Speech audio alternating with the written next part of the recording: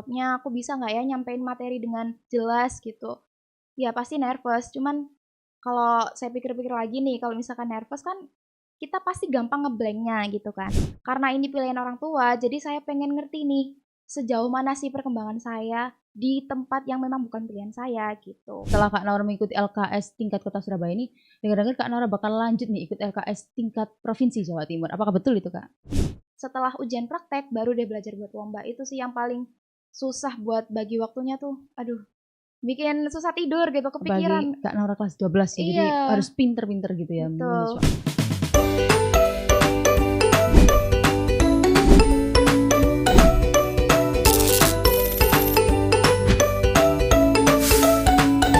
Hai Sobat Spekfar, kembali lagi di Farmapod, podcastnya Are SMK Farmasi Surabaya. Berbagi cerita inspiratif, wawasan seputar dunia kefarmasian. Bersama dengan saya Aska Zalia selaku host podcast pada episode kali ini. Dengar-dengar nih ya, ada salah satu siswi SMK Farmasi Surabaya yang telah berhasil memenangkan juara pertama LKS Bidang Farmasi tingkat Kota Surabaya. Penasaran nggak sih siapakah siswi tersebut? Mari kita sambut. Halo Kak. Halo. Boleh perkenalan diri terlebih dahulu nih? Saya Naura Keshomaira dari kelas 12D. Oke, jadi saya panggilnya Kak Naura begitu ya Kak? Betul. Oke, Kak Naura sebelumnya bisa dijelasin nggak sih LKS itu lombanya seperti apa? LKS itu kepanjangannya sendiri tuh Lomba Kompetensi Siswa. Jadi itu menguji pada bidang kejuruannya masing-masing. Jadi karena kita SMK Farmasi, jadi saya ikutnya tuh di bidang farmasi. Nah itu ngujinya seperti lebih ke prakteknya sih.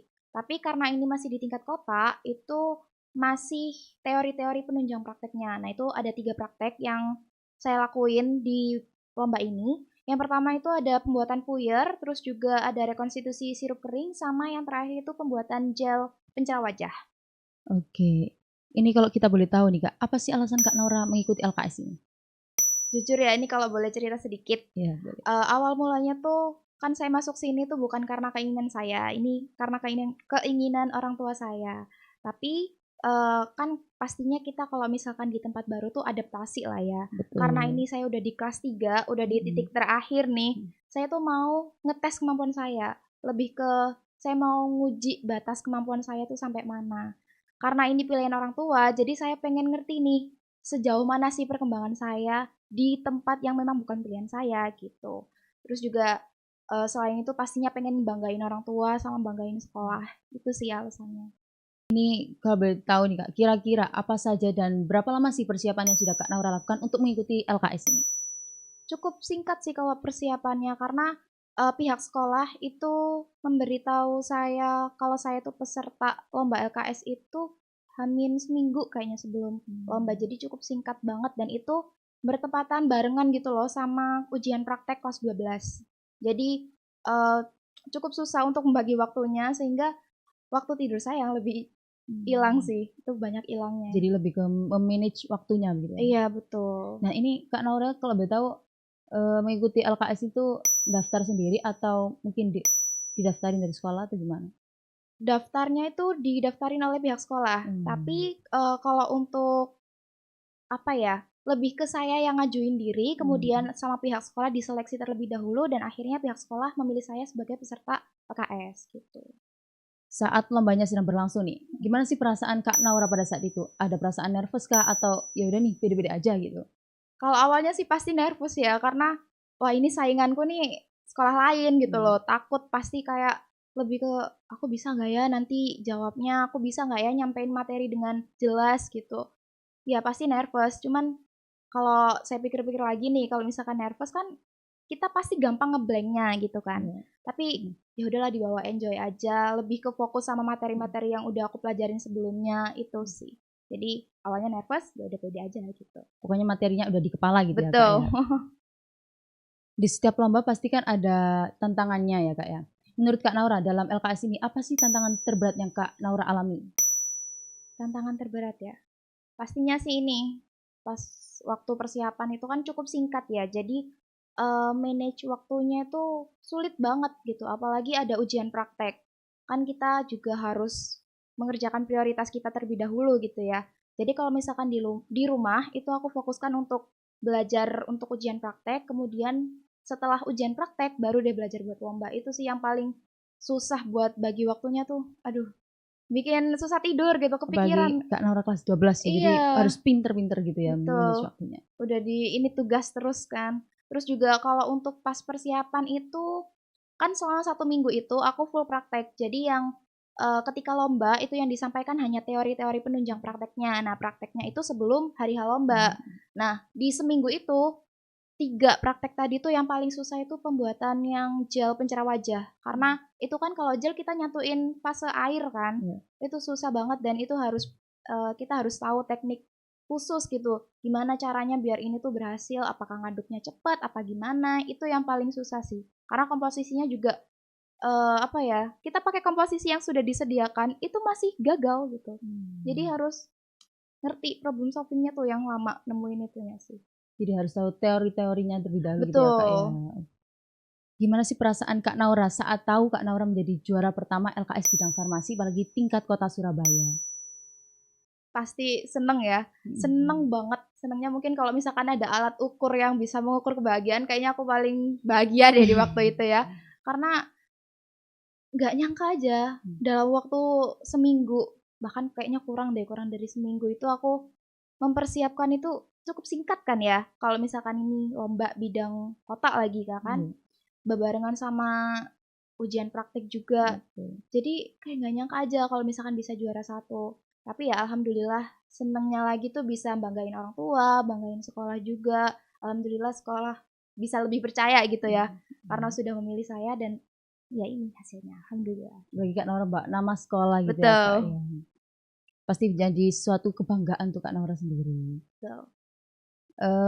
Setelah Kak Naura mengikuti LKS tingkat kota Surabaya ini, dengar-dengar Kak Naura bakal lanjut nih ikut LKS tingkat provinsi Jawa Timur. Apakah betul itu Kak? Betul, kalau dari pemberitahuan awal waktu kita rapat pertama, itu sudah disampaikan oleh pihak panitia bahwa yang juara 1 sama juara 2 itu akan melanjutkan di tingkat provinsi. Jadi, karena alhamdulillah saya juara 1, jadi akan melanjutkan di tingkat provinsi, seperti itu. Keren, boleh tepuk tangannya nggak sih teman-teman? Kalau betul ini apa ya sih Kak? Ini yang terang-terang ini. Betul. Ini piala juara 1 lomba kompetensi siswa bidang farmasi tingkat kota Surabaya. Keren banget nggak sih teman-teman? Bisa menjadi motivasi untuk kita gitu ya. Untuk menghadapi LKS tingkat provinsi Jawa Timur ya Kak. Kalau boleh tahu sih, apa sih persiapan yang Kak Naura sudah lakukan gitu untuk menuju ke LKS provinsi Jawa Timur? Persiapannya karena ini persiapannya sudah cukup panjang ya dibanding sebelumnya hanya 1 minggu kan. Kalau sekarang kan udah cukup panjang ya 2 bulanan lah. Jadi yang pastinya teori-teori lain karena kan batasan materinya akan lebih luas sehingga masih banyak literatur yang harus aku baca. Terus juga praktek-praktek yang mungkin resep-resep lain gitu. Jadi itu yang harus aku lebih dalam lagi. Terus juga pastikan pesertanya akan lebih banyak, persaingannya akan lebih ketat sih. Jadi harus banyak-banyak baca literatur. Tapi gitu tuh Kak Naura teorinya dapat dari lembahnya sana atau cari-cari sendiri atau mungkin dikasih dari sekolahan gitu? Kalau materinya itu bakal disampaikan oleh pihak panitia lombanya. Nah, itu cuman cuman materi dasar aja gitu loh. Jadi untuk pendalamannya lagi kita cari tahu sendiri itu dari perpustakaan kita gitu. Jadi Kakak nyari teori-teori ini dari perpustakaan. Apakah Betul. dari perpustakaan aja atau mungkin meluas mungkin dari internet gitu? Kalau jujur aja ya, Iya. kalau misalkan di literatur itu agak kurang jelas, apalagi buku kita kan buku-buku lama gitu ya, Iya, apalagi betul ada betul. bahasa Belandanya juga kan, agak kurang paham. Itu biasanya aku bantuan AI. Jadi minta tolong jelasin gitulah.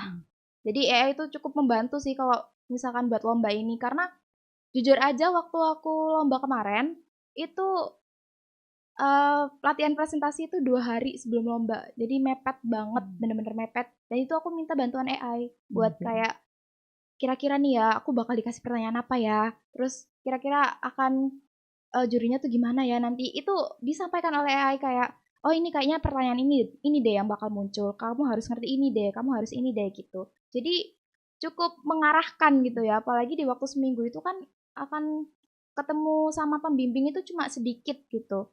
Dan itu pasti fokusnya ke praktek aja, teorinya aku cari sendiri gitu. Nah itu aku minta bantuan AI gitu. Untuk pembimbingnya tuh dari sana atau mungkin guru dari sini, Kak? Dari sekolah sih, jadi sekolah menentukan Oh. pembimbingnya. Itu Bu Yuyun. Sama Bu Yuyun gitu. Iya Jadi nanti betul. kalau lanjut ke Provinsi Jawa Timur temani oleh Bu Yuyun. Insya Allah masih sama Bu Yuyun. Amin Allah. Sebelum penutupan nih Kak Naura bisa ngasih tips nggak sih untuk para penonton gimana sih caranya bisa juara pertama gitu di lomba tingkat kota Surabaya? Mungkin dari makannya apa mungkin? Gitu. Aduh, makanya sama sih ya, nasi. Tipsnya yang pertama pastinya kita niat ya. Karena semua yang kita lakuin itu berasal dari niat. Kalau misalkan kita niat jadi juara, pasti kita akan lebih bersungguh-sungguh kan dalam belajarnya, apapun itu pasti lebih giat gitu. Terus yang kedua, pastinya kita butuh dukungan dari orang-orang sekitar seperti guru, teman-teman maupun orang tua. Bantuannya bisa berupa fisik maupun doa. Doa sih itu yang paling penting ya. Terus juga perdalam lagi materi-materi yang sudah disampaikan. Apalagi materi-materi itu sebenarnya nggak datang dari buku-buku aja gitu loh. Kalau misalkan kita scroll internet kan udah banyak tuh sekarang yang ngasih info tuh dari TikTok, dari Instagram. Jadi aku tuh biasanya lebih banyak belajar dari scroll itu sih sebenarnya. Dari Jadi, TikTok gitu ya. Karena itu menurut aku jauh lebih masuk ya. Nggak tahu kalau menurut kamu gimana nih? Biasanya kan memang kayak tiba-tiba keluar kayak edukasi-edukasi gitu kan, kayak materi-materi yang mungkin kita kayak di farmasi itu kayak mungkin belum dijelasin tapi kita bisa tahu dari situ gitu ya Kak ya. Nah itu kan bisa ditanyakan lagi ke guru kita, apakah benar nih Bu kayak gini? Oh ternyata benar, kalau misalkan salah kan kita bisa diarahkan gitu. Jadi ternyata teknologi itu cukup membantu ya. Alhamdulillahnya gitu ya, untuk zaman sekarang gitu ya. Mengucapkan banyak terima kasih untuk Kak Naura karena sudah menyempatkan waktu untuk hadir pada hari ini. Dan tak lupa juga saya mengucapkan terima kasih untuk para teman-teman yang sudah menonton Parmapod episode kali ini. Jangan lupa like, comment, share, and subscribe. Bye-bye.